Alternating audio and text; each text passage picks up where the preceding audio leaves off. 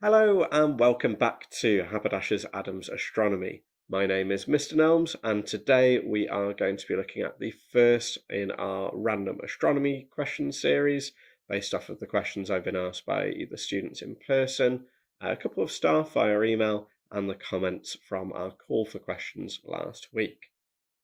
The first of our questions comes from one of our Year 10 students who asks that why in the video series do we use models of the Earth and Moon that are not to scale with one another, and what would they actually look like if we did them to scale? That is a very good question. To demonstrate this properly, we would need a model of the Earth that would scale to our model of the Moon, which is approximately 20 centimeters across.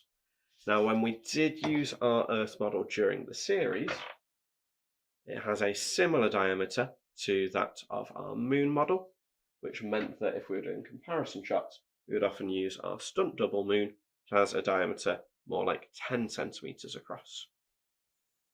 If we want an Earth that is to scale with our model of the Moon, we're going to need one with a considerably larger diameter though. By my calculations, the best fit for this would be something with a diameter of 68 centimeters. However, we don't have access to something with that specific dimensions. The best we've been able to source is this yoga ball with a diameter of 55 centimeters. It is going to be the best we can do for this video. On to the distance between them. This varies quite a bit due to the elliptical orbit of the Moon about the Earth, ranging from 363,000 kilometers to 406,000 kilometers, with an average distance of 384,000 kilometers. Now, for this to match our scale, where our 20 centimeter Moon model is representing something that is 3,500 kilometers across, we are going to need a much larger distance between the Moon model and the Earth model. Even if we put the Moon and Earth as far away as they can possibly get in my lab, it still would not be enough separation. This is why we have come to the school's paddock hall, which is going to offer us a little bit more space to measure things out.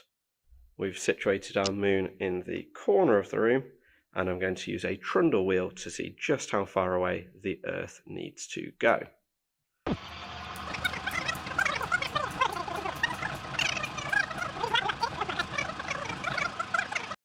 Now, with the Moon in one corner of the paddock hall and the Earth in the other, we can get a separation of 20.53 meters, which thankfully is the right distance for the size Moon that we have.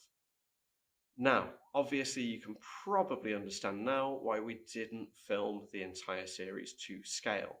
If we'd used our 20 centimeter Moon that we did, then for every single shot involving both the Earth and the Moon, we'd have to pan one to the other. Now, this wouldn't have been particularly successful, and as a result, we decided to not quite follow the real scale for our video series, and hopefully now you can understand why we've done that. Also, if anyone is wondering why we didn't include the Sun in these models, if we were to match the scale for our 20 centimeter Moon, the Sun should have had a diameter of 74 meters and would have been a distance of approximately 8 kilometers that way. Now, we don't quite have a wide enough lens for that shot to quite fit in, so unfortunately that's why we couldn't do it this series. Fingers crossed for next time though, maybe we'll see if the budget increases.